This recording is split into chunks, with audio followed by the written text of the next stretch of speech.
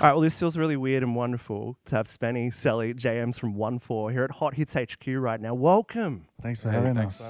I say weird and wonderful because, you know, I've been following you guys for a while, and it's been kind of a separation working for this commercial radio station where we play kind of the pop music, and then knowing about you and being so impressed with what you're doing and what you're building for culture in this country, particularly in this city. And now to have a chance to actually have you in our world as well feels really nice. And it feels like all the work you've been doing on the ground for so long is sort of managing to peter into this whole other world. Does this feel really special for you to kind of have songs that are crossing over to sort of mainstream radio? Is this something you ever wanted or that matters to you, or has it just always been about connecting with community? Look, to be honest, I didn't even really think of it like that, but the way you just explained everything, like, yeah, it makes me proud. I guess we have been trying to lay the groundwork and trying to push like our music to mainstream media because, to be honest, I'm not trying to like put anything on Australian media, but like I just feel like they don't represent the West or, you know, people like us in mainstream media as well as, you know, other countries do. But yeah, it's an honor for us to be here. 4 or 5 years ago, we never thought that we'll be sitting in these positions right now, even though we've done things like this before. But yeah, just the way you explained everything, yeah.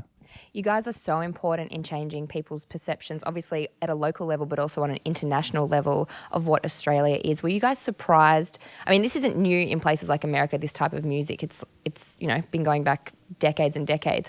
But were you surprised with the international reaction to your group? Yeah, definitely. Like, my personal experience is when we first started doing music, we weren't chasing that status. We weren't expecting an outcome like that. So to see it all unfold, like, yeah, like it's huge, and it's obviously, you know, made us feel like, you know, there's a role that we need to play. But yeah, we didn't expect nothing. We didn't expect none of this. But see it come. It's a start, you know. Just trying to do what we can, I guess. Yeah, just like a little pleasant surprise. Cherry on top. Let's talk about the music you're making right now, because obviously we've been playing the track Phone Call, which we're obsessed with. We spoke to Mabel about it last week. She's got a little message for you later as well, which I'll show you. But, you know, this is a real kind of pop-leaning track for you guys. But then looking at some of the stuff that's come out in the last 6 months as well, it's still got that grit to it. It's still got that heaviness to it. What are you excited about musically at the moment? I mean, what have you been working on, and when can people start to expect it to start rolling out? Been working on a lot of different stuff, you know. Yeah, like pop, trap, bit of drill as well, you know, just trying to get on all different areas. But I think what we're good at is just, like you said, trying to keep that heaviness, but in that area as well that we're trying to tap into. So just trying to stay on top of the league and on top of the game.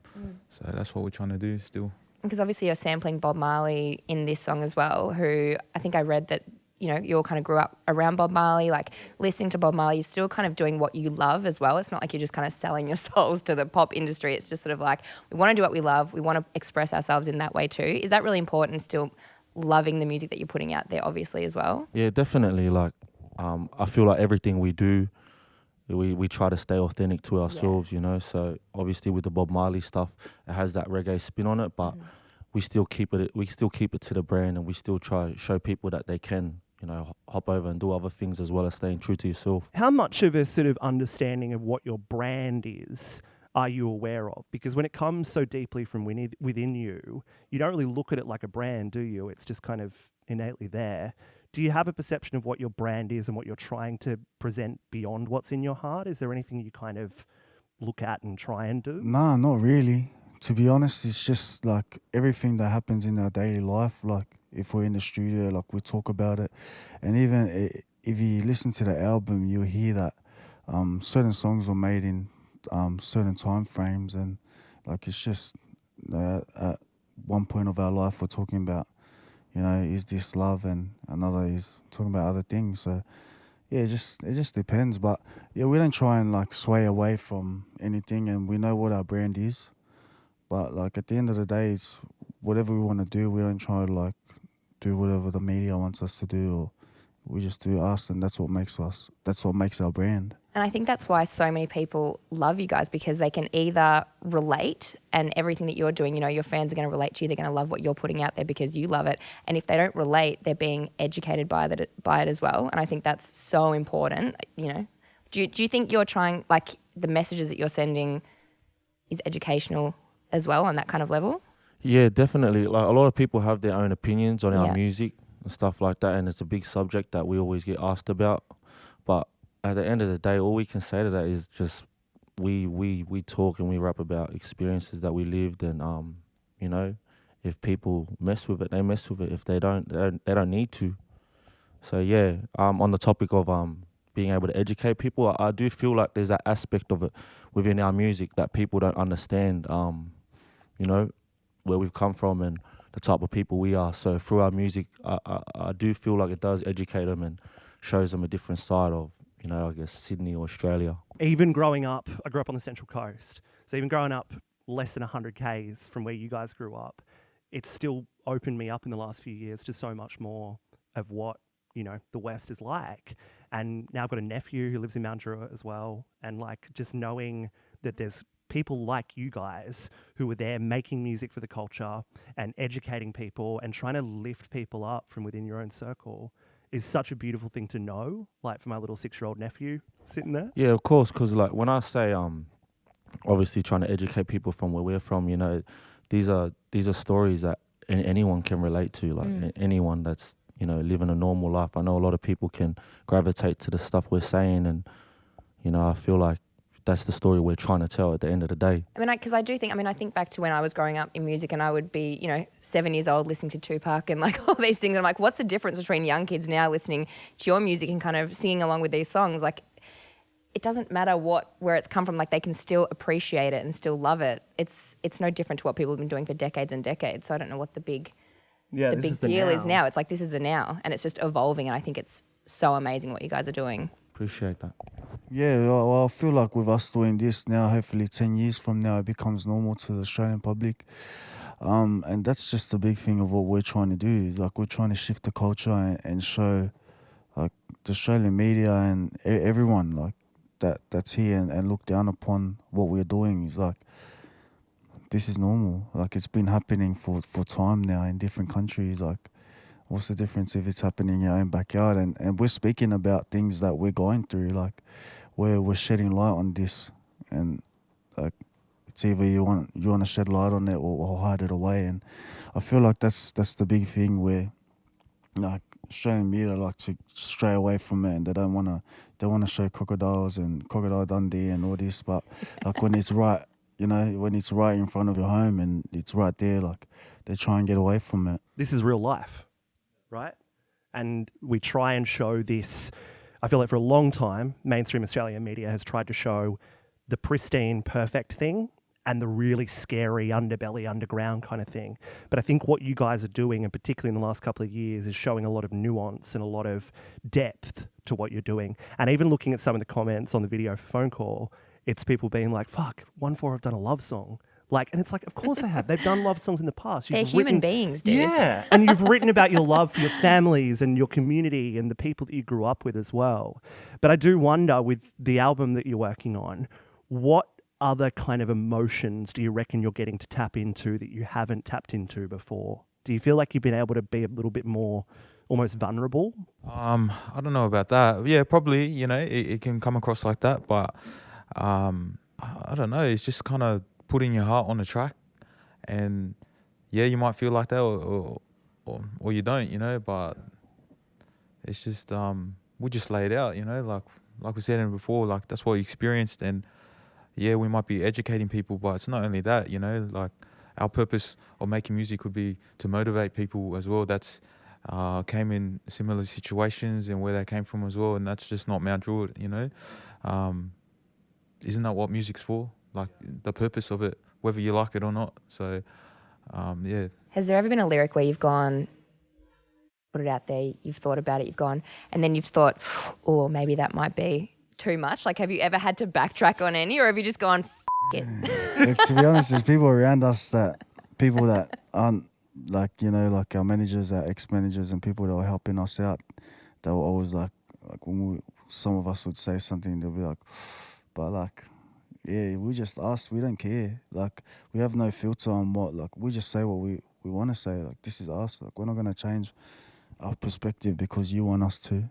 Like, we're just going to say what we need to. But look, at the end of the day, like, recently, yeah, maybe we haven't. I feel like as a process of creative, it's standard, to always doubt what we're creating and stuff like that. But when it comes to us, I feel like we crossed those lines ages ago. Yeah. Maybe the ones now, it's kind of like, oh, that's too soft. We're being too soft in this new one. That'd be like the main problem now. Is just like, Opposite issue. But look, we're excited for this album to come out. There's a lot of things to be looking forward to. It's not only drill. We do put our hearts on the track, and like we speak about our lives like real deeply. Like it's a new project where people haven't heard this ONEFOUR. I'm being honest, no one's heard this ONEFOUR before, and I just wanted to get out right now. We're so excited for it. I mean, we were so excited for the moment we heard this new track. So yeah. I mean, seeing you guys with Leroy a few months ago as well, out at Combank, that just felt like such a special moment. I was literally stood up grinning the whole time just seeing you guys get to do that and get that moment here in this city as well. Tell them what you actually said in the office before. What did I say? They were better than Leroy. I didn't say that! But it was like, because I'd seen Leroy a couple times before, and getting to see you guys actually do that was so special. And, from that moment, I'm like, this could go as far as you guys want it to and as far as the world allows it. How do you have like a thing in your mind about how far this can go? Because you've seen the glimmers of how big this can become and how big this already is. Like with me, like my mindset's changed, over the years. Like I'm starting to think, like I was talking to Ems about it the other day, like in the position that we're at and what we've done, like why couldn't we do a show that's filled out with 100K people in America now? Like that's where my mentality's at right now, and I just wanted to go back on like. Do you reckon you could get into America? Oh, actually, I might go through maybe AVL. Me and Spen will go over there for Put a disguise on, you'll be fine, We'll mate. go, my brother, don't worry. But hey, that's a good thing about being in a group as well. Like everyone just kind of leans on each other, and like obviously you guys know our story, and hey, that could be a part of the story as well. Me going to jail and then coming back out. It's really like, what was I gonna do with my life now and with this music? Am I gonna sit in a cell and rot, or am I gonna grab this with both hands until my nails hurt? So Facts. So ONEFOUR is just, there's always another part to the story, which is that's why we're different. It's like you see that second chance, and it's like, I'm going for it. It's never ending story. It's just Yeah, That's I'm exactly feeling what it Grammys, is. dude. I'm feeling Grammys. I'm feeling Grammys for you all. I'm manifesting it for you. I don't know. It's possible. Anything is possible. ONEFOUR to the world, baby. I've got a guest who has a special message for you. Good. It's Mabel. I wish I was there with you in person, but this is going to have to do for now until we link up and perform together, inevitably. I have a question for you, and that is, and there's only one correct answer. Who has been your favorite collaboration so far? You must answer the queen. Be honest. I'll let him take this one. You can have two answers. Yeah. I'm going to expand it. You can have two answers. Yeah. Favorite collaborations so far, because there's been some sick ones Yeah. so far. Can we say it? You can say. What, on the album? Oh, on ever. No, Yeah. no.